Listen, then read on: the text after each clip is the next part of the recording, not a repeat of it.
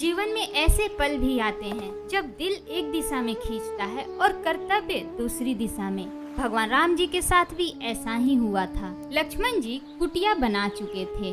राम जी, माता सीता और लक्ष्मण जी चित्रकूट में कई दिनों तक शांति से बिताए। ऐसा लग रहा था कि वनवास अब इसी शांति में बीतेगा। किसी को नहीं पता था कि कुछ ही दिनों में यह शांत वन रामायण का सबसे भावुक पल बनने वाला है। उधर अयोध्या में महाराज दशरथ का निधन हो गया। जब भरत को इस घटना के बारे में पता चला तो वे भगवान राम को अयोध्या लाने के लिए चित्रकूट की ओर चल पड़े। जैसे ही दोनों भाई मिले, चित्रकूट की धरती भी मानो मौन हो गई। भरत कांपते हुए आवाज में कहते हैं, भैया, पिताश्री अब इस संसार में नहीं रहे। यह सुनते हुए श्री राम जी के पैरों तले से जमीन खिसक गई। वाल्मीकि रामायण के अनुसार उन्होंने पिता के वियोग में विलाप किए, मंदाकिनी नदी के तट पर जल अर्पित किए और अपने पुत्र होने का कर्तव्य निभाए। यहाँ एक बात समझना जरूरी है, भगवान राम जी भी रोए थे। उन्हें भी उतना ही दुख हुआ था जितना कि किसी पुत्र को उसके पिता के चले जाने पर होता है। लेकिन दुख के बाद भरत ने कहा, अयोध्या आपके बिना सूनी है, कृपया लौट चलिए।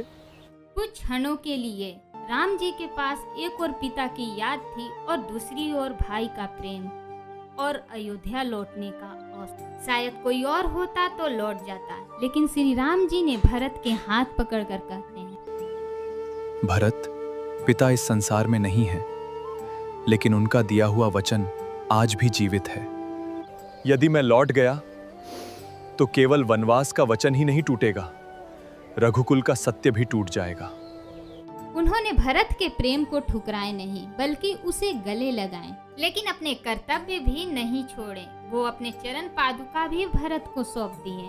भरत सिर पर रखकर लौट गए, राजा बनकर नहीं बल्कि प्रतिनिधि बनकर। भरत के नियत पर राम जी को भरोसा इसलिए था क्योंकि उनके प्रेम में स्वार्थ नहीं था। आज हम किसी पर भरोसा क्यों नहीं करते? क्योंकि हमने खुद अपने आसपास केवल झूठ, स्वार्थ और केवल मतलब देखा है। जब सच कम दिखाई देता है ना, तो भरोसा करना मुश्किल हो जाता है। लेकिन राम जी और भरत जी का रिश्ता हमें एक और बात महसूस कराती है, भरोसा मांगा नहीं जाता है, अपने आचरण से कमाया जाता है। अगर हम चाहते हैं कि कोई हमारी नियत पर शक ना करे, तो शुरुआत दूसरों से नहीं, हमें खुद से करनी हो। क्योंकि दूसरों में भरोसा की शिकायत खत्म करने से पहले हमें खुद से पूछना चाहिए, क्या मेरी बात और मेरे कर्म एक जैसे हैं? सच्चाई का सबसे बड़ा प्रमाण केवल शब्द नहीं, समय के साथ एक जैसा बना रहना। इंसान का सबसे कठिन निर्णय